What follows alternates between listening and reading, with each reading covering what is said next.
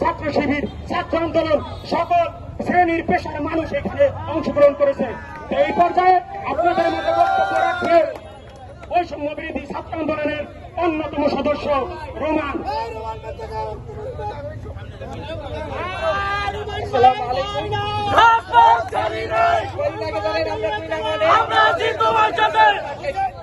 এই জায়গায় বক্তৃতা দেওয়ার মতো কিছু নেই।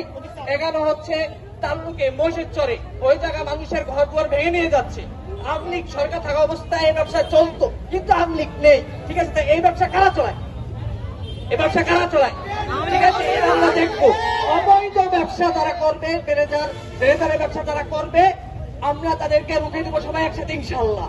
আজকে আমরা এখান থেকে বসান মিছিল দিছি। অন্যান্য দিন নেক্সট টাইমে যদি এই ব্যবসা চলে তাহলে আমরা নিজ হাতে আইন তুলে নিয়ে আগুন চালিয়ে দেব ইনশাআল্লাহ।